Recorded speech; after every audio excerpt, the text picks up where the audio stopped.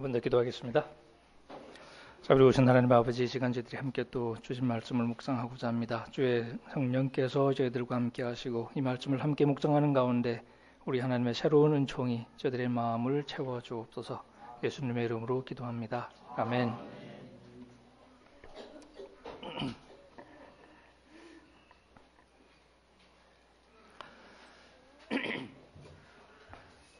예, 오늘 찬양 인도하는 분이 앞에서 분위기를 좀 잡는 바람에 분위기가 조금 걸쭉해진 것 같아요.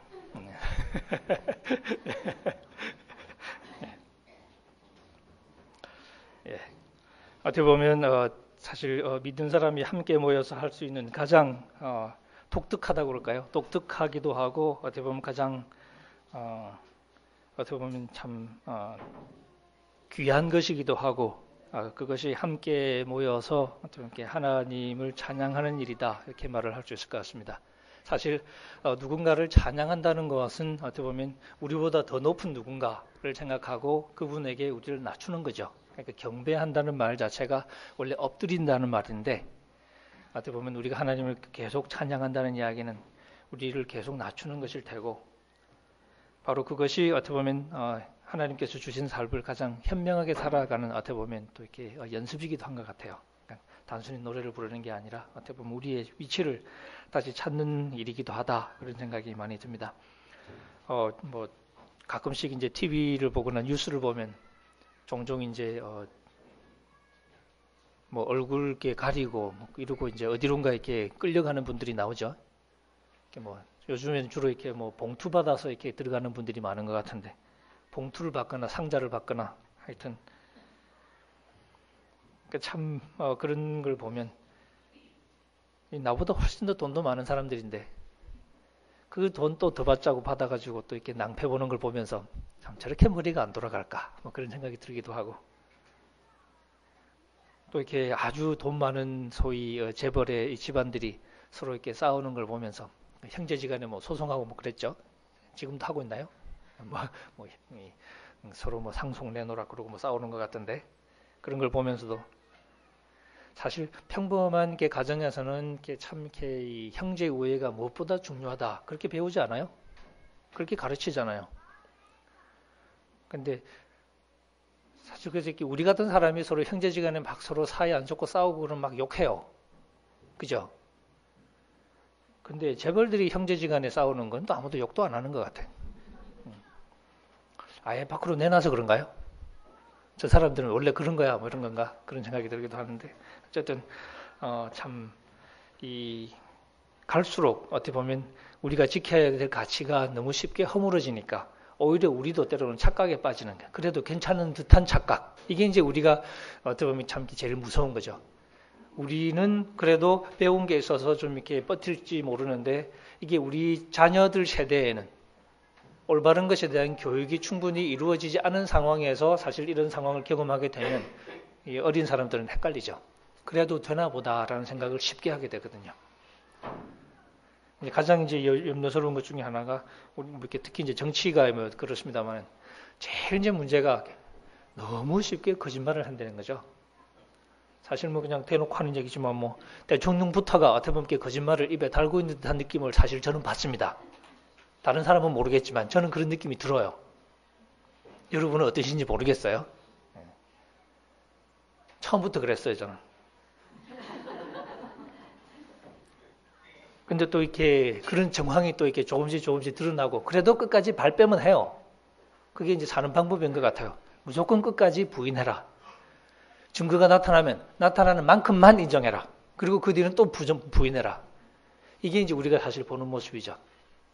권력층에 있는 사람들의 행태를 가만히 보면 어떤 진리에 대한 관심이라고는 정말 눈꼽만큼도 없는, 그냥 자기의 이익, 자기의 보존, 그 외에는 아무것도 없는 그런 메시지를 우리한테 주잖아요. 그렇지 않습니까? 그런 설교를 우리가 듣는 거죠. 이게 이제 우리가 사실은 싸워야 될 싸움이 바로 거든. 그러니까 뭐 제가 누구 정부를 지지하고 그런 건 아닌데, 이 사람이건 저 사람이건 우리가 어떻게 보면 올바르게 살아가는 삶을 지켜야 될 책임은 우리에게 있으니까, 그런 면에서는 참 살기가 쉽지 않은 때다 하는 생각이 많이 듭니다. 오늘 저희들이 읽은 말씀도 여러분들이 아마 잘 아시는 그런 말씀이고 저도 이런저런 기회에 여러분들에게 여러 번 또 이렇게 인용도 하고 그랬던 말씀이죠. 뭐 사건 일 자체는 뭐 그렇게 어렵지 않습니다. 가이사랴 빌립보라는 곳에서 있었던 일인데요. 가이사랴 빌립보라고 우리는 이제 부르는데 보통 이제 다르게 쓸 때는 빌립보 가이사랴. 그러니까 이 빌립보라는 건 이제 빌립 분봉왕 이름이죠. 헤롯 대왕이 죽고 나서 이제 그 나라가 네 개로 이제 나눠져서 이제 분봉왕 체제로 다스리지 않습니까? 헤롯 아들들이. 그러니까 이제 갈릴리 같은 경우는 이제 역시 헤롯이라고 불리지만 이제 그는 이제 헤롯 안티파스. 그다음에 유대 지방 같은 경우는 헤롯 아켈라오라고 이제 큰아들이 다스리다가 워낙 정치를 못 해가지고 쫓겨나고 그래서 로마가 아예 총독을 파견합니다. 그래서 이제 유대 지방은 총독이 다스리고 그래서 예수님 태어나실 때는 그러지 않았는데 예수님이 이제 사역을 시작하실 쯤에는 이제 총독이 다스리는 그런 동네가 되어 있는 걸 우리가 볼 수 있고 그래서 우리가 아까 사도신경 외운 것처럼 본디오 빌라도에게 이제 고난을 받으셨던 그 당시에 총독이었거든요.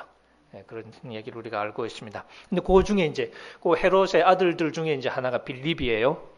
이 빌립이 도시를 건설을 해서 이제 그 도시를 이제 황제에게 소위 봉헌하는 거죠.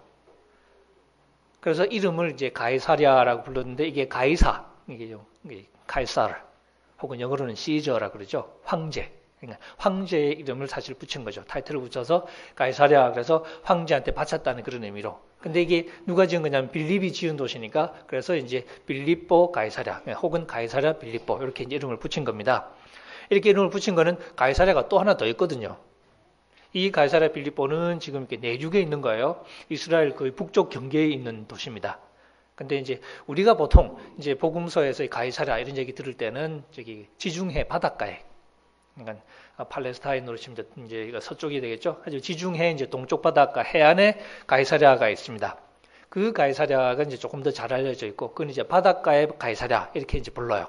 우리나라 말로는 번역을 하진 않습니다만은 보통 이제 구분할 때 바닷가의 가이사랴하고 그 다음에 빌립보 가이사랴하고 이렇게 두 가지로 구분하는데 이제 가이사랴 빌립보 같은 경우에는 글쎄요 이게 이제 이스라엘의 거의 뭐 경계 부근에 있는 도시라.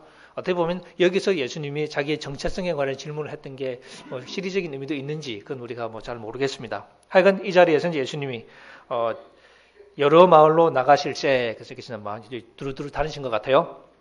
길에서 제자들에게 이제 물어봅니다. 이 길에서라는 게 이제 예수님이 궁극적으로는 예루살렘을 향한 여행을 하는 그 도중이라고 보시면 되겠죠. 묻는데 그 질문이 사람들이 나를 누구라고 하느냐라고 제자들에게 묻습니다. 그래서 제가 이제 우스갯소리로 가끔 그렇게 얘기했죠. 예수님이 조금 이렇게 셀프 이스템에 조금 문제가 계셨는지 자꾸 이렇게 남들이 자기를 어떻게 생각하는지 아주 민감하신 것 같다.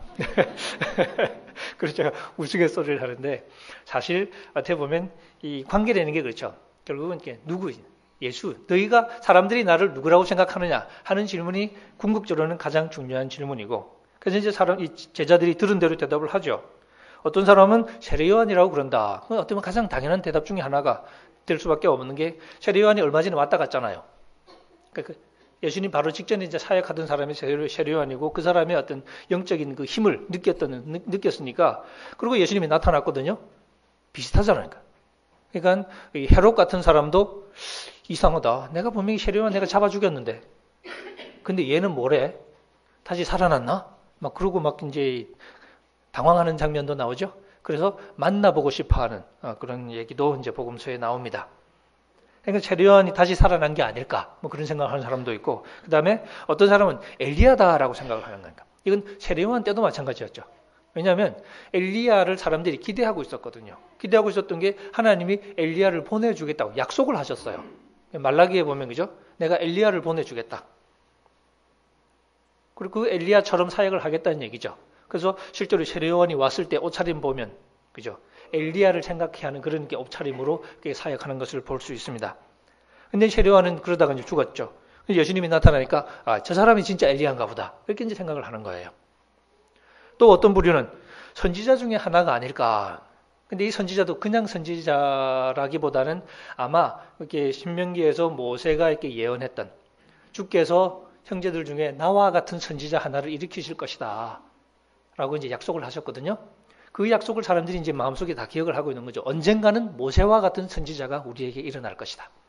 여러분 아시다시피 모세 그러면 사실은 이스라엘 나라를 있게 만들었던, 애굽에서 이스라엘 백성들을 인도해 내서 이스라엘 나라가 하나님과 언약을 맺고 하나님의 백성이 되게 만들었던, 그리고 광야 내내 이스라엘 백성을 영도했던 소위 선지자 중에 선지자거든요. 근데 그 모세가 나와 같은 선지자 하나를 하나님께서 일으켜 주실 것이다 라고 말했으니까 백성들은, 특히 또 이제 이방의 압제 속에서 고통당하는 백성들의 마음 속에는 그 소망이 얼마나 컸겠습니까? 언젠가는 하나님께서 우리 중에 모세와 같은 선지자를 일으켜 주셔서 다시 어떻게 보면 우리를 부흥하게 하실 것이다. 그렇게 사람들이 생각을 하죠. 어떻게 보면 지극히 상식적인 수준에서 할 만한 생각들을 하고 있습니다. 그리고 이제 예수님이 이제 거기서 이제 한 걸음 더 나가죠. 너희들은 나를 누구라고 생각하느냐? 이제 제자들을 보면서 이제 하는 질문이죠. 너희들은 나를 누구라고 생각하느냐? 예수님이 제자들에게 왜 이런 질문을 던졌을까?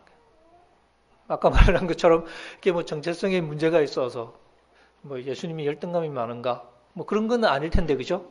근데 굳이 제자들을 향해서 너희들은 나를 누구라고 생각하느냐? 라고 이렇게 질문을 하는 이유가 뭐냐? 어떻게 보면 굉장히 심오하기도 하지만 어떻게 보면 또 굉장히 단순하기도 하죠. 우리가 사는 경우를 두고 생각해 보면 가끔 뭐 우리가 싸울 때 종종 하는 말 중에 하나가 뭡니까? 네가 나를 뭘로 알아? 뭐 이런 소리 종종 하죠. 그런 얘기 하게 되는 이유가 뭐냐면 이렇게 대하다 보니까 얘가 나로 대우를 안 해준다는 생각이 드는 거예요. 뭔가 좀 오해를 하고 있는 것 같다는 거죠. 나는 이런 사람인데 나를 이상한 사람 취급을 한다든지 행동을 보면, 말로는 아니라고 그러는데 막상 실제 나를 대하는 거 보면 이건 아닌 것 같거든. 네가 나를 지금 뭘로 하는 거야? 이런 얘기가 입에서 튀어나오죠. 이런 얘기는 사실 뭐 모르는 사람뿐만 아니라 때로는 부부간에서도 나올 수 있고, 예를 들면 이제 저 같은 경우에 이제 대학교 1학년 때부터 이제 아내와 알던 사이인데 뭐 아시는 분은 아시겠지만 4학년 때까지는 한 번도 따로 만나본 적이 없었거든요. 같은 서클에서 이렇게 4년을 있으면서도 그냥 같이 모임할 때나 만났지. 서로 이제 코드가 좀 안 맞아가지고 서로 별로 안 좋아했었거든요. 그것도 이렇게 그때는 제가 또 좀 이렇게 재미가 좀 없었어요, 분위기가. 이제 그러다가 이제 4학년 1학기 이제 여름 방학 때 이제 어떻게 자주 이렇게 마주치게 되고, 그래서 제가 우리 이 젊은 청년들한테 어쨌든 남녀는 부딪히면 사고 나니까 자주 부딪히면 안 된다. 싸움을 이렇게 하는 것도 위험하다. 그죠? 우리 탄포리 교회에서도 이렇게 두리교에서도 싸우다가 이렇게 결혼하는 사람도 있고 그러잖아. 그래서 제가 이렇게 결혼 축하 인사가 평생 싸우기로 했어요. 이게 제 축하 인사였는데. 이제 결혼을 하고, 이제 데이트를 시작하고, 뭐 그렇게 오래 안 돼서 군대는 갔습니다만은. 근데 이제 사실 데이트를 시작하게 되면 소위 경계를 풀잖아요. 그죠? 경계를 딱 하고 이제 서로 관계를 맺다가 어떻게 보면 굉장히 친밀해지면 경계를 풀면 어떻게 보면 평소에 이제 몰랐던 모습을 경험을 하게 되잖아요. 그 조금 지나면서 이제 제가 이렇게 드는 생각이 조금 제가 헷갈리기 시작한 게 이제 그런 거죠. 대학교 3학년 때 이제 장인어른이 돌아가셨거든요. 그때 이제 친구 아버지 돌아가신 거지 저는. 그러니까 장례식 때 이제 집에 가본 게 처음으로 처가 집에 가본 기억인데, 이제 아버지하고 굉장히 또 이렇게 친했거든. 우리 장모님은 또 이렇게 큰아들하고 짝짝이고, 우리 집사람은 또 이제 이 아버지하고 아빠하고 또 짝짝이고 그랬어요. 서로 이제 코드가 이렇게 맞는 거지. 그러니까. 근데 이제 아빠가 돌아가신 거니까 이제 힘들었겠죠. 근데 이제 데이트를 이렇게 하면서 딱 이제 예전에는 전혀 안 그랬으니까 몰랐는데 이제 아주 이렇게 가까워지니까 이제 어떤 모습이 나타나냐면 점점 이제 어떤 나를 좀 마치 아빠로 생각하는 듯한 느낌 있잖아요. 그러니까 나한테 내가 이렇게 점점 드니까 나한테 무슨 아빠의 역할을 기대하나 하는 생각이 드는 거니까. 그 내가 생각했던 건 좀 다르잖아, 그죠? 그러니까 조금 이제 어긋나는 거지. 이거 아닌데 이거. 물론 이제 제 아내 같은 경우는 의식하고 그렇게 행동하는 게 아니니까 몰라요. 그러니까 자기는 아니래. 아니니까 아닌 거지. 근데 막상 또 나는 그런 느낌이 자꾸 든단 말이야. 그러니까. 그죠? 이게 이제 사람 관계라는 게 그렇죠. 그럼 이제 나를 뭐라고 생각하는 걸까 하는 궁금한 생각이 들겠죠. 왜냐하면 결국 어떤 식으로든 이게 본인이 직접 의식을 할 수도 있고 아니면 마음속 깊이 어떻게 보면 들어가 있는 걸 수도 있는데 어쨌든 상대방이 어떤 사람이라는 생각이 우리 속에 있어요. 근데 그 모습 따라 우리가 또 행동을 하거든. 근데 이게 우리가 의식을 할 수도 있고 못 할 수도 있고. 미국에서 이제 살아봤던 사람들은 이런 경험하죠. 교포 애들 있잖아요. 어린애들. 어린애들은 한국말도 이제 곧잘 하고 영어도 곧잘 하고 이런 애들 많거든요. 네. 뭐 영어 환경에서 살긴 하지만 또 엄마는 또 하루 종일 또 집에서 또 이렇게 한국 드라마 보거든. 그러니까 애들이 이렇게 드라마 영어도 많이 알고 많이 알아요. 네. 엄마 따라 같이 봐가지고. 그러니까 걔들 같은 경우 보면 저 같은 사람하고 얘기할 때는 제가 이렇게 아무리 이렇게 다른 친구하고 영어를 막 떠들다가 이렇게 돌아서도 저한테는 그쪽으로도 한국말을 써요. 걔들이.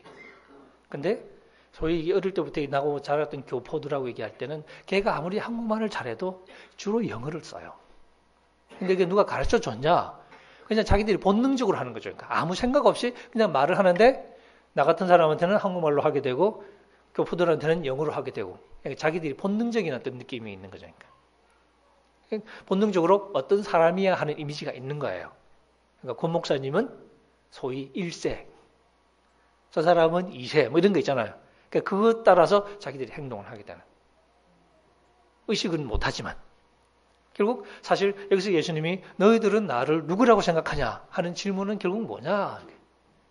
단순히 그냥 뭐라고 누구라고 생각한다 하는 그 질문을 넘어서 결국 예수님이 누구다라는 고백이 결국 뭐냐면 우리가 움직이는 우리가 행동하는 그 행동을 결정할 거거든요.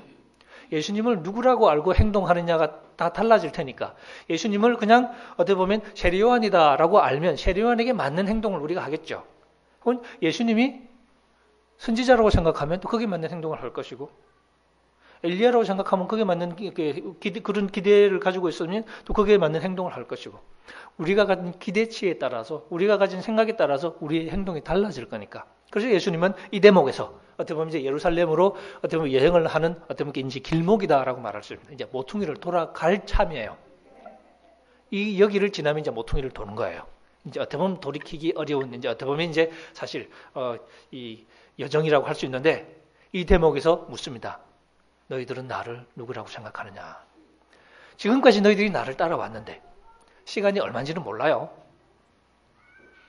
요한복음 보면 뭐 예루살렘 처음부터 왔다 갔다 하시고 시간이 좀 지난 것 같은데 마가복음만 만약에 우리가 읽는다 그러면 요 시점까지 사실 몇 달 안 걸립니다. 처음 예수님이 등장하고부터 마가복음만 읽으면 그래요. 어떻게 보면 이야기를 쭉 들었을 때는 복잡하게 왔다 갔다 하는 게 아니라 이제 갈릴리와 이제 다른 주변 지역을 돌다가 마지막에 한번 예루살렘으로 쫙 올라가서 장렬하게 전사하시는 거거든요. 이제 그 대목에서 이제 묻는 거죠. 사실 우리가 물어야 될 질문이긴 하지만 일단 뭐 남들 얘기 한번 들어보면 이제 베드로가 뭐라고 했는지 한번 들어보고 그죠? 이 베드로가 항상 대변인 역할을 하지 않습니까? 그죠? 다른 제자들도 다 했지만 항상 베드로가 이제 대변인 역할을 해요. 베드로가 대답하되 이르시되 주는 그리스도시니이다. 여기 좀 간단하게 나왔죠? 근데 여러분 아마 마태복음 말씀에 더 이렇게 익숙할 텐데 그죠? 마태복음에서는 좀 더 길게 나오죠. 주는 그리스도시요 살아계신 하나님의 아들이십니다 하고 고백을 합니다. 그러니까 하나님의 아들이라는 고백하고 사실 그리스도라는 고백, 이 그리스도라는 말은 메시아입니다 하는 뜻이죠. 뭐 아시는 분은 다 아시겠지만 혹시 또 모르는 분도 계셔요. 그리스도는 그리스 말, 헬라 말이고 원래 말은 히브리어로는 메시아죠. 메시아를 이제 번역하니까 그리스도가 된 거예요. 근데 신약 성경은 헬라어로 쓰여졌으니까 그리스도라고 나옵니다. 근데 이 단어가 구약으로 가면 이제 메시아가 되겠죠.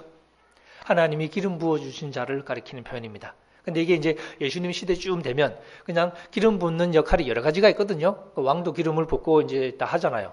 제사장도 기름 붓고 하는데 사실은 예수님 시대쯤 오면 단순히 그냥 기름 부은 자라는 뜻이라기보다는 어떻게 보면 이스라엘 나라를 건져낼 구원자. 지금 여러분 보시면 이 이스라엘은 지금 현재는 로마의 압제를 받고 있죠. 로마 제국의 압제를 받고 있고 바로 그전에는 헬라 제국의 지배를 받았었고 헬라 제국이 갈라지고 나서는 이집트에 먹혔다가 시리아에 먹혔다가 이게 이제 그 이집트의 그 큰 덩치하고 시리아의 그 큰 덩치 사이에 있거든요. 그래서 고래 싸움에 새우 등 터지는 그런 이렇게 그 운명이었죠. 그러다가 이제 로마에 잡아먹힌 거. 그전에는 우리가 잘 아는 것처럼 또 페르시아의 압제를 받았었고 바로 그전에는 또 이제 바벨론이 잡아먹고 있었고. 그죠? 지금 거꾸로 거슬러 올라가면. 오랫동안. 그러니까 바벨론 포로 시절부터 그래서 그때 예루살렘이 파괴되고 성전이 무너진 예루살렘이 무너지고 성전이 파괴된 그때부터 사실 이 시대까지 예수님이 이 시대까지 이스라엘은 제대로 된 의미에서 나라를 어떻게 보면 갖지 못한 어떻게 보면 이렇게 그 포로 민족으로 살아왔던 거죠. 그러니까 백성들의 기대가 뭐냐? 우리를 건져낼 메시아에 대한 기대가 아주 강렬할 수밖에 없죠. 바로 그 고백을 베드로가 한 거죠. 당신이 바로 메시아입니다. 당신이 바로 우리 이스라엘을 건져내도록 하나님께서 보내신 바로 그 메시아입니다. 이렇게 고백을 한 거예요. 베드로의 입장에서는 무슨 고백을 하겠냐? 이게 단순히 우리는 지금 이렇게 나중에 예수를 믿어서 그렇게 됐지만, 그리고 우리는 또 이스라엘 민족이 아니니까 또 그렇지만, 사실 유대 민족의 입장에서 당신이 메시아입니다라고 하는 고백은 아주 단순한 거예요. 유대 민족에게 있어서는 유대 나라가 하나님 나라예요. 그죠? 우리는 뭐 영적인 하나님 나라 뭐 이렇게 막 가르지만 그건 우리 얘기고, 유대인들은 자기들이 하나님의 백성이잖아요. 맞습니까? 그럼 자기가 하나님 나라잖아. 하나님이 결국 뭐냐면 하나님이 메시아를 보내서 이 이스라엘을 이 이방의 압제에서, 지금은 로마겠죠, 이 이방의 압제에서 건져내는 것, 이게 하나님의 약속이거든요. 그 메시아를 기다린 거죠. 그게 믿음이 없어서 그러고 나빠서 그런 게 아니라 그게 당연하니까. 그건 나쁜 게 아니에요. 그건 당연한 거예요. 그런 고백을 한 거예요. 이에 자기의 일을 아무에게도 말하지 말라 경고하시고, 이게 좀 뭔가 안 맞죠. 예를 들어서 그렇게 멋진 고백을 했잖아요. 그럼 어떻게 해? 마태복음에는 좀 칭찬하는 분위기가 약간씩 나와요. 그걸 나한테 알려준 거는 사람이 아니다. 그러면서 이제 조금 좋은 말도 해주시고, 그 다음에 이제 그 반석 위에 교회를 세우겠다, 이런 멋진 얘기도 하고 그러셔요. 근데 누가 마가복음에는 이제 그런 얘기가 일체 없습니다. 그냥 말하지 마. 좀 이상하죠? 그런 고백은 다 해야 될 거 아니에요. 그죠? 예수님이 메시아라는 사실을 널리 알려야 된다고 우리는 생각하겠죠. 근데 예수님은 정작 말하지 마. 이게 왜 그럴까? 물론 학자들은 좀 복잡한 이론을 들고 나오기도 합니다. 이제 믿음 없는 게 학자들 같은 경우는 그러겠죠. 원래 예수님이 그냥 선지자 정도 됐을지 모르겠는데, 나중에 초대교회가 예수님 부활했다고 뭐 이렇게 사기도 치고 그래가지고 이제 결국 이제 이 예수님 어떻게 보면 이렇게 이 구원자로 만들어 놓은 거죠. 근데 처음에 이렇게 그런 이야기를 예수님 실제 지상사회 갈 때 이제 그런 그림을 그리기가 쉽지가 않으니까 예수님이 메시아 아닌 것처럼 자꾸 행동을 했단 말이에요. 실제로 아니니까. 근데 그런 데이터들이 자꾸 있잖아. 그러니까. 나중에 어떻게 만들었냐? 아주 없애지는 못하고, 그러니까 마치 예수님이 메시아라는 사실을 숨기려고 했던 것처럼, 그래서 그런 데이터들이 있는 것처럼 그렇게 이제 막 얘기를 꾸미기도 해요. 근데 그건 뭐 우리가 이렇게 읽는 방식은 아니죠. 그럼 우리는 이렇게 왜 예수님이 자기가 메시아라는 사실을 말하지 말라고 그랬냐? 바로 그 뒤에 이야기를 읽어보면 우리가 좀 바로 대답을 얻을 수 있을 것 같습니다. 이 대목 이전까지는 예수님이 아직 제대로 얘기를 안 한 게 있었어요. 근데 베드로의 입에서 당신이 메시아입니다라는 결정적인 대답이 고백이 나오자마자 그 다음부터 예수님이 뭐라고 얘기하시나? 31절 이제 나오죠. 인자가 많은 고난을 받고 장로들과 대제사장들과 서기관들에게 버림받아 죽임을 당하고 사흘 만에 살아나야 할 것을 비로소 그들에게 가르치시니, 바로 이 시점부터 예수님이 자신의 순환에 대해서 이야기하기 시작합니다. 그 전까지는 이야기를 잘 안 했던 거죠. 근데 메시아 고백이 나오는 그 순간부터 예수님이 이제 자기의 순환에 대해서 얘기하세요. 이게 뭐냐면 메시아의 소위 그 영어로 말하면 job description, 메시아가 뭐 하는 사람인가 하는 걸 이제 말해주는 거죠. 근데 그 메시아가 어떻게 보면 아주 위대한, 어떻게 보면 이렇게 이 사령관처럼 나타나서 이 로마를 물리치고 이스라엘을 건져낼 그런 권력을 쥐는 사람의 입장이 아니라 예루살렘에 올라가서 장로들과 대제사장과 서기관들에게 버림을 받는다. 그래서 죽임을 당할 것이다. 그리고 사흘 만에 살아날 것이다. 라고 이야기를 합니다. 나 죽어야 돼. 내가 예루살렘 올라가서 로마를 물리치고 나라를 구해야 돼. 라는 말이 나와야 정상이거든요. 근데 그게 아니고 나 죽을 거야. 이게 베드로가 이 뒤에 사흘 만에 살아난다 하는 말은 아예 무슨 말인지 이해도 안 되죠. 그게 무슨 말인지 모르겠고 어쨌든. 근데 그 앞에 말은 이해가 된단 말이죠. 그러니까 내가 죽어야 돼 라는 말은 이해가 되는 거죠. 이 시점에서 베드로가 이제 소위 확 돈 거죠. 확 올라온 거지. 그러니까. 여러분, 이 시점은 지금 우리가 우리 주님을 생각하는 그런 분위기와는 좀 다르다는 걸 이렇게 알고 읽으셔야 되겠죠? 지금 인간 예수를 만나서 같이 삐대고 놀다가 비로소 처음으로 메시아다 하는 고백이 나온 시점입니다. 지금 우리가 생각하는 그 수준하고는 달라요. 근데 메시아라고 기껏 고백을 딱 했어요. 쉽지는 않았을 것 같아. 고백 딱 했더니 그 다음 뭐라고 그래요? 예루살렘으로 진격! 그래야 될 거 아니야. 근데 그게 아니고 나 죽을래 그런단 말이야. 한번 멋진 패션쇼를 하고 지금 네, 행복한 시절입니다. 이게 참 말이 안 되죠. 베드로가 그 대목에서 어떻게 보면 이게 접수를 못하는, 바로 그 대목에서 우리 한글 성경이 좀 번역을 조금 이제 부드럽게 하느라고 애를 참 많이 씁니다. 제가 이렇게 몇 번 말씀을 드렸죠. 베드로가 예수를 붙들고 항변하매라고 번역이 되어 있는 구절을 정확하게 번역하면 베드로가 예수를 붙들고 꾸짖음에는, 예수님은 꾸짖었다는 표현을 쓰고, 영어로는 그래서 여러분 NIV 같은 데 보시면 rebuke이라는 단어를 그대로 쓰고 있습니다. 베드로가 예수님을 꾸짖었어요. 여러분 그림 한번 그려보세요. 지금 우리가 주님을 생각하는 그런 수준의 신앙하고는 아직 좀 다르다고 그랬죠? 그 꾸짖음 진짜로 꾸짖은 거 어떻게 했겠어요? 조금 그림이 좀 이상합니다만은 이제 그래서 우리 김정인 장로님은 조금 마음이 여려서 좀 그렇게 못하실 것 같은데, 네, 조금 이제 연세가 지긋하고 좀 대가 센 장로님이 가끔은 이렇게 좀 젊은 목사들 불러가지고 목사님 잠깐 이리 좀 와보시겠습니까? 제가 전도사 시절에 잘 당하던 70대신 장로님이 뻑 하면 저를 불러요. 전도사님 또 가야 되잖아. 예. 제가 보니까 그러면서 이제 또 이제 목소리 쫙 깔고 또 이제 막 하잖아요. 그게 뭐 정중한 척은 하지만 사실은 이렇게 시킨 대로 안 하면 너 죽는다 이런 소리거든. 그죠? 근데 그게 아니라 이제 꾸짖었다는 얘기가 뭐냐면 그냥 잡고 이게 이제 붙들었다는 말을 조금 이렇게 약간 좀 이렇게 드라마틱하게 꾸면 붙잡고 데리고 끌고 갔다고 번역을 할 수 있습니다. 우리식으로 보십시오. 붙잡고 어디로 갔겠어요? 화장실 갔겠지. 그죠? 가서 어떻게 해요? 꾸짖은 거야, 그러니까. 제가 이제 자주 이제 좀 약간 살을 붙여서, 그죠? 지금 뭐라고 그랬어요?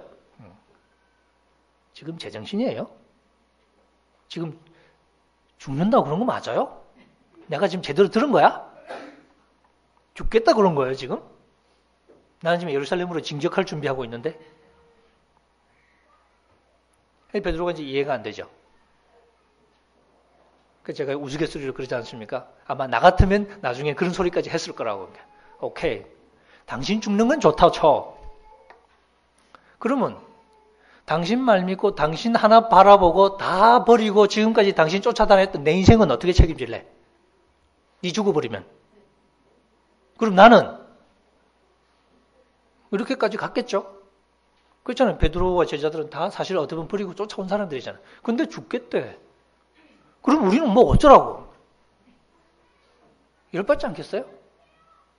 단순히 그냥 어떤 신학적인 그런 문제가 아니라 이건 내 인생 문제예요. 이건 지금. 실제로 예수님 십자가에 달렸을 때 제자들이 다 뭐라 그랬어요? 나 갈릴리 돌아가서 고기 잡을래? 그랬잖아요. 그런 사정. 그러니까 몇 년 동안 인생 날렸네. 군대 갔다 온 셈 치지 뭐. 뭐 이런 거예요. 그러니까 지금 여러모로 지금 이 베드로의 입장에서는 예수님의 행보 자체가 접수가 안 되는 거잖아요. 메시아로서의 어떤 행동하고는 안 맞는 행동을 하겠다니까. 죽겠다는 게 지금 대답이 아니잖아요. 이거는 끝나자는 거지. 이게 이제 곤란한 거죠. 대답이 아닌 거예요. 이거는. 대답이 아닌데 사실은 예수님이 그걸 고집하잖아요. 그럼 우리는 접수가 안 되죠. 화가 나지. 그때부터 사실은 이제 예수님과 제자들 사이에 실질적인 어떻게 보면 이렇게 진한 어떻게 보면 이렇게 어떻게 보면 교육이 이루어지는, 물론 그것조차도 사실은 충분하지는 않지만, 근데 바로 이 순간에 베드로가 예수님을 꾸짖었습니다. 예수님 또 안 지잖아. 그걸 더 지겠어요? 전도사인 저야 장로님 죄송합니다. 그러기도 하고 그러지만 이건 또 사정이 다르잖아요. 예수님이 바로 예수께서 돌이켰다는 얘기는 제자들을 쳐다봤다는 얘기겠죠? 베드로가 끌고 왔으니까 이제 베드로하고 마주보고 그랬겠지. 그러다가 내 제자들을 딱 돌아보는 거야. 돌아보고서 어떻게 해요? 베드로를 꾸짖어 이르시되, 꾸짖어 똑같은 동사입니다. 근데 예수님이 할 때는 꾸짖으라고 번역을 했어요. 예수님은 꾸짖어도 되잖아. 근데 베드로는 예수님 꾸짖으면 안 되잖아. 그래서 이렇게 말을 바꿨어요. 근데 사실 이거는 소위 맞짱 뜨는 이야기죠. 예수님이 아주 세요. 뭐라고 그러셨습니까? 베드로야 라고 안 그러고 뭐라고 불렀습니까? 사탄아, 사탄아 내 뒤로 물러가라. 예수님께 사탄이라는 말을 들은 사람이 달리 없죠. 예. 베드로가 참 아주 이렇게 여러모로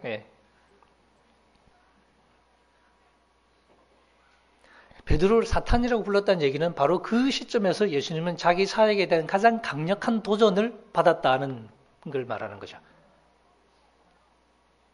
우리가 복음서를 조금 거슬러 가보면 예수님이 처음으로 직면했던 도전은 광야였죠. 광야에서 예수님이 누구한테 시험을 받았습니까? 사탄에게.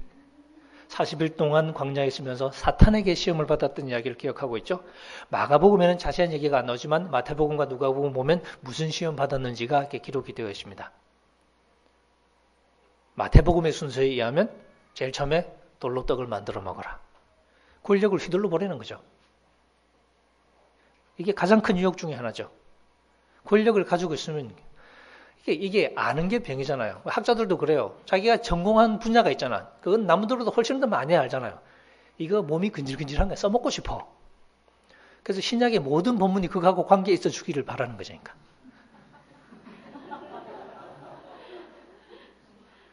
영지주의 공부한 사람이 있어요. 영지주의라고. 근데 신약이 영지주의와 관계되니까 꽤 많지는 않거든요. 근데 그 사람은 모든 부분이 다 영지주의야. 모든 부분을 다 끌어대고 싶어. 옆에서 고마해라. 자기는 그러고 싶어요. 이게 자기 아는 게 많죠. 그죠? 이 병이에요, 병. 그래서 너무 똑똑해도 이렇게 성경을 잘 못 읽겠다. 그런 생각을 할 때가 있는데. 그것처럼 가진 게 있으면 쓰고 싶잖아요.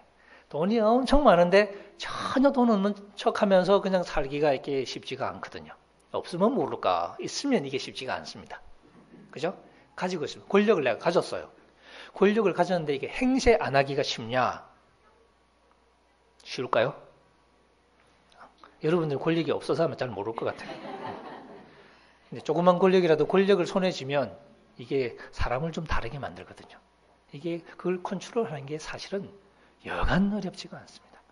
나도 어렵지만 주변에서도 그냥 안 둬요. 나 무슨 일이 생겨서 나 좀 도와줘. 네 힘을 이용해서 나 좀 도와줘 그런단 말이야. 근데 그 친구 도와주려면 누구 다른 사람을 뭐를 먹여야 돼? 그러면 안 되잖아요. 미안해 안 돼. 그러면 어떻게 그 사람이 알았어. 너 참 정치 잘한다. 그러겠어요? 저놈의 새끼 높은 데 올라가더니 가족도 몰라보고 이러고 나온단 말이야 또. 그건 또 억울하잖아요. 그게 아닌데. 그럼 또 도와주는 게 차라리 나을 것 같은 생각이 들 때도 있고. 이게 사실은 쉽지 않은데 그죠? 예수님이 그 시험을 직면하다. 돌로 떡을 만들어 봐라. 예수님은 사람이 떡으로만 살 것이 아니요. 그래서 하나님을 의지하면서 살아야 된다는 얘기를 하신 거잖아요. 그리고 또 뭐라고 얘기합니까? 성전에서 뛰어내려 봐라. 하나님의 능력을 네가 한번 휘둘러 봐라. 컨트롤 해봐라. 하나님을 가지고 놀아봐라. 이런 얘기죠. 내가 조건 정해놓고 하나님 주실 때까지 100일 기도 시작해. 우리가 그 짓 잘하잖아요. 내가 조건 정해놓고 하나님 여기 들으실 때까지 그러고 이제 금식기도 시작하는 거니까. 이거 무슨 단식 투쟁하는 것도 아니고. 내가 원하는 노동 조건 만족할 때까지 나 안 내려와 이거잖아요. 그러니까. 그걸 우리는 또 믿음이라고 생각하잖아요. 그러니까. 이게 오해죠. 예수님이 그 시험을 겪잖아요. 예수님이 뭐라고 그럽니까? 하나님 시험하지 말라. 믿음 없어 보일 수도 있겠죠. 이게 믿음 없으니까 저러지. 하지만 그게 아닌 거죠. 또 마지막에는 사탄이 나에게 절 한 번만 딱 해라. 내가 다 줄게. 우리가 평생 우리가 안고 살아가는 고민이죠. 절해 말아. 제 아버지가 평생 이제 건축 쪽에 일을 하시다가 좀 힘들게 일을 하셨는데 지금은 시골에 가 계시지만 부산 처음 왔을 때 제가 3살 때 그때 이제 아는 분이 그때 지금 LG죠. LG. 옛날에 금성사. 부산에 그죠? 그 금성사에 자리가 있다고 자리를 준다고 그랬어요. 시험만 치면 이제 자리를 주겠다고 그렇게 이제 얘기하셨나 봐요. 시험 날짜가 주일이네. 아버지는 안 간다. 못 간다. 어머니는 조금 더 고민이 되셨던 것 같아요. 한 번만 딱 갔다 오면 안 되죠. 이분 한 번만 딱 갔다 오면 안 되죠. 결국은 안 가셨습니다. 그리고는 막노동을 시작하셨죠. 그래서 이제 평생 그렇게 한 30년 가까이 그냥 그쪽으로 이제 일을 하셨는데, 우리는 늘 어떻게 보면 그런 식의 유혹을 어떻게 보면 받으면서 살아가죠. 한번 살짝 하면 그 뒤가 너무너무 이렇게 이게 좋아. 그렇게 하지만 예수님은 그 시험을 이기셨죠. 그리고 사역을 시작하셨습니다. 근데 이 시험이라는 게 한 번 딱 이기면 그다음부터 끝나는 게 아니죠. 바로 이 시점에서 이제는 그냥 사탄이 아니라 이제 제자, 가장 사랑하는, 어떻게 보면 가장 가까이 지냈던 이 제자의 모습으로 그 유혹이 다가오는 거죠. 부모들의 신앙을 가장 적나라하게 보여주는 게 자식이잖아요, 자식. 교회 가서 아무리 믿음 전세도 다 필요 없어요, 그죠? 애 어떻게 키우나 보면 다 알아. 그렇지 않습니까? 그러니까 가까운 사이가 가장 큰 시험거리가 되죠. 베드로가 이제 이러고 나오니까 이게 예수님이 얼마나 어려웠겠냐. 사실 예수님 입장에서도 인간적인 생각을 하자면 온갖 걱정들이 됐겠죠. 온갖 생각이 복잡했겠죠. 복음서에서는 그런 걸 다 기록은 하지는 않지만. 그래서 베드로가 바로 그런 마음에서 절대 안 된다라고 예수님을 야단쳤겠죠. 지금 미쳤냐 그랬겠죠. 예수님이 바로 그 베드로 향해서 야, 네가 생각을 해봐라. 그러면서 설득을 하는 게 아니라 뭐라고 하냐. 이건 지금 설득해야 될 때가 아니라 어떻게 싸워야 될 때라. 예수님이 사탄아라고 얘기를 하셨단 말이죠. 네가 하나님의 일을 생각하지 않고 사람의 일을 생각한다. 결국 이게 이제 우리의 질문입니다. 하나님의 일을 생각하지 않고 사람의 일을 생각한다. 이게 무슨 뜻인가? 물론 여기 하나님의 일은 이 당장 보면 십자가를 지는 길이죠. 근데 이 십자가를 지는 길은 대부분 경우는 지는 길이에요. 이기는 길이 아니고. 하나님이 예수 그리스도를 죽은 자 가운데서 살리시기 전까지는 십자가의 길은 완벽한 패배의 길이죠. 그걸 우리가 해답으로 받아들여야 되는데 이게 안 된단 말이죠. 이게 해답 같으냐? 미친 짓 같지 이게. 이게 무슨 해답이에요. 그래서 제가 반지의 제왕 얘기 종종 하지 않습니까? 안 보신 분들은 좀 이렇게 좀 그러겠습니다만 우리 연세 드신 분들도 혹시 시간 되시면 반지의 제왕 영화를 한번 보시는 게 좋을 것 같은데 앞으로 제 설교를 그래도 조금씩은 더 듣게 될 텐데 만약에 응? 그게 보로미오라는 인물 얘기 제가 종종 말씀드리죠. 곤도르의 그 왕자로 나오는 그 사람은 무슨 주장이냐? 반지를 어차피 우리가 가지고 있으니까 이 절대 권력의 반지를 이용해서 우리가 모두의 악한 세력을 물리치면 되지 않느냐? 이 반지를 이용해서 물리치자라고 얘기하는데 사실 그 반지 원정대는 뭐라고 결정합니까? 아니, 반지 자체를 없애야 돼. 그걸 우리가 활용해서 악을 이길 수는 없다. 결국에는. 왜냐하면 그 악을 물리치면 결국 그 반지에서 또 다른 악이 나올 거기 때문에. 이건 끝없는 악순환이 될 것이기 때문에 이걸로 악을 물리칠 수는 없다. 어떻게 해야 돼? 반지 자체를 없애야 된다. 그래서 프로도가 그 반지를 메고 어떻게 보면 이렇게 적진 한가운데로 그죠? 소위 미친 짓을 하잖아요. 그게 이제 소위 십자가 길하고 좀 이렇게 비슷한. 그래서 그 위험한 여행을 하는 거죠. 적진 한가운데로 가서 그 불 속에 반지를 없애버리는 그 임무를 맡고서. 어떻게 보면 이렇게 말도 안 되는 어떤 그 과정이 해답으로 주어져 있는. 근데 이런 이미지가 신약 성경에 계속 나오죠. 사도 바울 서신 읽어보시면 강하다. 주님의 능력을 얘기할 때 우리가 잘 나가는 그림은 절대 그리지 않습니다. 나는 구질구질한데 내 구질구질한 내 삶을 통해서 주의 능력이 나타나고 이런 소리 하고 있어요. 별로 기분이 안 좋아 어떤 때는. 나도 잘 나갔으면 좋겠는데 결국 바울이 깨달은 바가 뭐냐. 네가 약할 때 주의 능력이 강해진다는 사실. 나는 내가 강해지고 싶은데 내가 더 높이 올라가고 싶고 내가 더 휘두르고 싶은데 그래서 내가 사람들에게 와 하고 싶은데 그게 아니고 오히려 내가 더 비실비실하고 내가 더 어떻게 보면 좀 뭐 별거 아닌 것 같고 내가 더 그럴 때 오히려 주의 능력이 나타난다는 이게 역설이죠. 나한테는 별로 좋을 게 없을 것 같아. 이기적으로 보자면. 제가 우스갯소리처럼 이렇게 말씀드리지만 제가 이렇게 폼 잡고 설교를 하면 말을 굉장히 잘했다. 설교가 재미있다. 어떻게 보면 당장 그게 어떻게 보면 굉장히 좋아 보이는 거기도 하지만 사실은 뭐냐 아무것도 아닐 수도 있죠. 제가 우스갯소리로 어떻게 10년 동안 내 설교 듣고 은혜를 받았다는데 사람이 하나도 달라지는 게 없어요. 그럼 10년 동안 받은 그 은혜는 다 뭐래? 하다못해 인삼을 먹어도 사람이 달라지더만. 결국 어떻게 보면 저 같은 사람의 사실 질문이 그거죠. 그러니까 얼마나 사람들이 나한테 감동받고 막 권 목사님이 이게 아니라 결국 실제로 내가 이렇게 떠들고 하는 이걸 통해서 어떻게 하나님께서 우리 성도들의 마음에 역사를 하시나. 사실 이게 질문이거든요. 근데 사람들은 다 좋다는데 결국 하나님이 역사하시는 흔적은 안 보여. 그러면 다 어떻게 보면 참 무익한 일을 하는 거죠. 근데 보기에는 뭐 그냥 바울도 설교를 참 못했다고 그랬거든요. 참 시원찮아 보이고 그랬는데 그 말씀이 역사하는 거니까. 그 말씀이 사람들의 마음을 후벼 파는 거니까. 그래서 사람들이 달라지고 교회가 생겨나고. 바울은 그걸 깨달았죠. 그래서 자기 육체의 가시까지도 그냥 안고 사는 법을 배웠습니다. 굉장히 고통스러웠던 것 같은데 그냥 내가 평생 안고 가겠다. 굉장히 창피했던 것 같아요, 바울이. 교만하지 말라고 주신 거라고 그랬거든요. 근데 오히려 그런 자기 자신이 있어야 주의 능력이 더 잘 나타난다는 걸 알았으니까. 그게 고린도 전서도 그랬고 고린도 후서도 그랬고. 그래서 복음 전할 때 내가 약했다, 두려워했다, 내가 떨었다. 하지만 성령께서 나타나셨다라고 얘기를 하는 것이고. 여러분 성경의 제일 마지막 요한계시록에 가서도 결국 예수님께서 우리를 승리하게 하시는 사령관으로 나오는데 그 순간에도 이 승리하게 하는 사령관의 이미지는 뭐냐? 죽임 당한 어린 양의 그림으로 나와요. 그분이 우리 앞잡이, 우리 사령관이에요. 그런 전쟁을 우리가 싸우려는데 그 전쟁을 우리가 싸울 수 있냐는 거죠. 그러니까. 여기서 우리가 근본적인 질문에 직면하는 거죠. 우리가 이 땅을 살아갈 때 우리가 사람의 길을 생각하면서 하나님의 길을 걸어가는 척하고 있는 건지 아니면 진정한 의미에서 우리가 하나님의 길을 분별하면서 가고 있는 건지. 분당에 이렇게 대안학교가 많습니다. 기독교 학교가 많은데 가만히 듣고 보면 결국 뭐 하고 싶냐. 정말 복음의 진리로 가르치고 싶다는 그런 열정보다는 국제학교 하고 싶은 욕망이 더 큰 것 같아요. 어떤 사람은. 기독교 교육도 하고 엘리트 교육도 하고 그러고 싶은 거지 그러니까. 근데 엘리트 교육이 안 되면 안 돼. 결국은 이게 우리의 욕망이죠.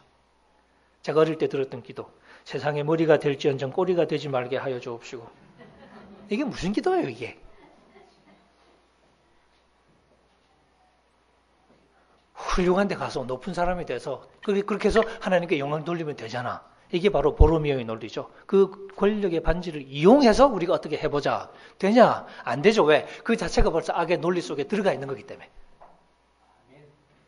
그럼 우리 뭐 해야 되냐? 못 올라가는 것 자체를 우리가 받아들일 수 있어야 돼. 필요하다면. 올라가는 게 나쁠 이유는 없겠죠. 사실 뭐 제가 이런 말씀 드리기가 조심스러운 게 제가 또 뭐 이렇게 학교도 잘 나왔지. 가방끈도 좀 길지. 그러니까 좀 조심스러워요, 사실은. 이미 여태 보면 이게 그런 혜택을 본의 아니게 누릴 때도 많아서. 그런 상황에서 우리가 어떻게 보면 늘 이제 신경 써야 될 게 우리가 사람의 길이냐, 하나님의 길이냐. 지금 우리가 살아가는 삶이 내가 이 세상 것을 휘둘러서 내가 뭔가를 하고 그러려고 하는 것이냐, 아니면 보다 그 근본적인 십자가의 그 가르침을 내가 품고 그걸 실천하는 것이냐. 예수님 말씀처럼 나를 따라오려면 자기를 부인하고 자기를 비워야 되는 거죠. 나 하는 순간에는 우리가 이 하나님의 길을 생각하기가 쉽지가 않다는 거죠. 왜? 하나님의 길이라는 게 나를 없앴을 때 우리가 비로소 이해할 수 있는 것이기 때문에.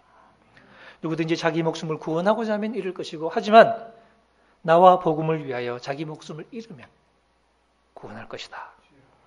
만일 천하를 다 얻어도 자기 목숨 잃으면 무슨 소용이 있어요? 근데 우리는 영생의 소망이 가장 귀한 줄 알고 어떻게? 그래서 주 예수보다 더 귀한 것은 없네. 이 세상 뭐 온갖 것 다 필요 없다고 노래도 부르잖아요. 그러니까. 만약에 그런 우리의 고백이 진짜라면 지금 우리의 삶 자체가 그렇게 가도록 우리가 신경을 계속 쓰겠죠. 우리는 영생을 얻기 위해서 다른 모든 것이 헛되다는 것을 안다는 거죠. 누립니다. 하지만 누리지 않는 것처럼. 써요. 쓰지 않는 것처럼. 바울의 표현입니다. 가졌지만 갖지 않은 것처럼. 필요해서 주실 때 우리가 그것을 잘 활용하지만 우리가 거기에 집착하지 않는, 이것은 지나가는 것인 줄 알기 때문에. 이 세상 사람들은 돈이 전부인 줄 알고 실제로 많이 살아요. 그래서 돈 더 준다 그러면 뭐든지 다 팽개칩니다. 가족도 팽개치고. 그래서 보험 많이 들면 위험해지잖아요. 그 외에 또 헛된 가치를 위해서 뭐든지 내어주죠. 그런 상황 속에서 우리는, 적어도 우리 예수 믿는 사람은 뭐가 달라야 되냐? 보는 눈이 좀 달라요. 높아지고 더 많이 이런 것들에 이렇게 막 휘둘려버린 그런 눈이 아니라 복음을 가진 사람들만이 가지고 있는 그 선명한 관점이잖아요. 선명한 시선. 그게 있는 거니까. 그러니까 세상적으로 잘 나가기는 쉽지는 않아요. 왜? 그게 잘 나가는 데 도움이 되지는 않을 테기 때문에. 하지만 보면 선명한 뭔가 선이 있는 거니까. 바로 그것이 우리가 말하는 생명의 능력이라고 하는 거죠. 결국엔 사람들이 결국 그걸 원하는 건데 우리가 거기까지 못 가니까 자꾸 우리도 속는 거죠. 누구든지 이 음란하고 죄 많은 세대에서, 그런 세상이죠. 온갖 헛된 가치가 우리를 사로잡고 있는, 우리도 그로부터 자유롭지 못한, 제가 자주 얘기합니다만 우리나라는 굉장히 극단적인 모양으로 그런 가치를 드러내고 있죠. 물질주의, 배금주의. 얼마나 소위 속물적인 태도가 많이 드러나고 있습니까? 그리고 이제 적나라한 욕망이 우리를 뒤덮는 그런 속에서 나와 내 말을 부끄러워하면, 이 십자가의 논리를 우리가 부끄럽게 생각하면 결국은 예수님께서도 우리를 부끄럽게 여기실 것이다. 물론 쉽지 않은 줄을 저도 잘 알고 여러분도 아마 잘 아실 겁니다. 하지만 우리가 이 십자가의 길을 걸어가는 거기에 우리의 보람이 있다, 우리의 기쁨이 있다 하는 것을 이렇게 늘 기억하면서 내 조그만 인생에서 어떻게 보면 남들은 신경도 쓰지 않는 그런 보잘것없는 인생을 우리가 살아가는 것 같지만, 하지만 중요한 것은 인간적으로 이게 보잘것 있냐 없냐가 아니라 여기서 하나님이 주신 생명이 내 삶 속에 드러나냐 드러나지 않느냐. 하나님은 그걸 가지고 지도를 그리실 거거든요. 세속적인 가치로 지도를 그리는 게 아니라 내 생명이 묻어나 있는 곳만 이렇게 색깔을 다 칠하실 거예요. 그러면 우리가 색깔이 딱 나타나겠죠. 그게 소위 천국의 지도입니다. 우리가 그 지도 속에 어떻게 보면 모양을 낼 수 있는, 그래서 함께 우리가 같이 살아가면서 세상의 논리에 속는 연습하지 말고 서로서로 뭘 다독이냐, 서로서로 미친 소리를 하고 사는 거죠. 서로서로 말도 안 되는 소리 주고받는 거죠. 인간의 길이 아니라 하나님의 길을 서로 일깨우면서 힘들지만 그래 우리 좀 더 참자, 억울한 거 알지만 우리가 인내하자, 이게 결국은 영원한 길로 가는 거 아니냐 하고 서로 다독이면서, 그리고 때로는 필요하면 또 야단도 치면서, 네가 왜 잠시 이렇게 헷갈려가지고 그런 쓸데없는 것에 네 인생을 바치려고 그러냐, 이렇게 야단도 치면서 함께 가는 그 길이 우리가 걸어가는 길이고, 근데 그 길이 결국은 우리 모두에게 어떻습니까? 가장 깊은 의미에서 우리를 기쁘게 하는, 그게 주님이 우리에게 주신 길인 걸 우리가 알기 때문에. 베드로는 지금 이렇게 스타일을 구겠지만, 여러분 베드로가 교회 전승에 의하면 결국은 순교를 당한 걸로 되어 있죠. 확실히 알 수는 없지만 베드로 행전이라는 책에 보면, 여러분 코바디스라는 이 영화를 통해서 아마 보신 분들이 많을 텐데, 그게 베드로 행전이라는 책을 바탕으로 만들어진 영화입니다. 그 책에 보면 결국은 로마에서 십자가에 이제 못 박히는데, 그것도 이제 주님처럼 못한다 그래서 거꾸로 십자가에 못 박히는 걸로 그렇게 이제 얘기가 나오죠. 결국에는 어떻게 보면 순교의 일을 갈 만큼 어떤 깊은 어떻게 보면 신앙을 가진 제자가 됐었는데, 그 와중에 자기 나름의 생각과 계속 부딪히면서 왔었죠. 하지만 이런 과정을 거쳐서 베드로가 거기까지 간 것처럼 우리도 우리 나름의 베드로가 되어서 힘들어하죠. 어떤 때는 주님이 이해가 안 되고 주님과 부딪히고, 그래서 사탄아 하는 소리도 듣고 회개도 하고, 그런 과정을 거쳐서 나중에는 우리 주님을 위해서 어떻게 보면 우리의 모든 것을 다 내어놓을 수 있는 그런 신앙이 될 수도 있을 것입니다.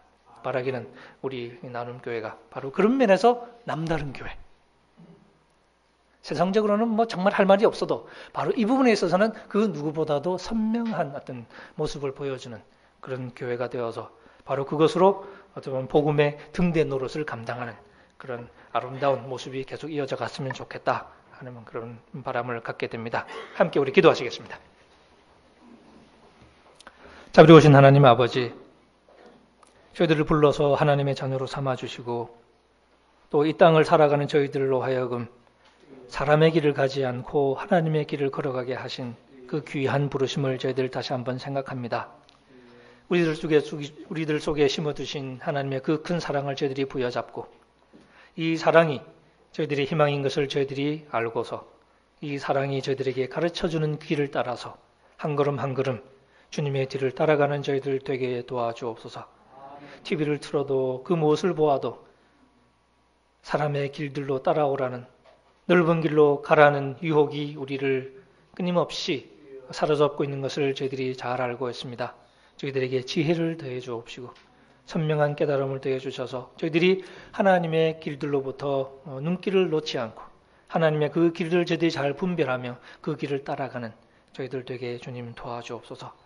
한 주간 내내 주의 성령께서 우리들의 걸음걸음을 붙잡아 주옵소서. 예수님의 이름으로 기도합니다. 아멘.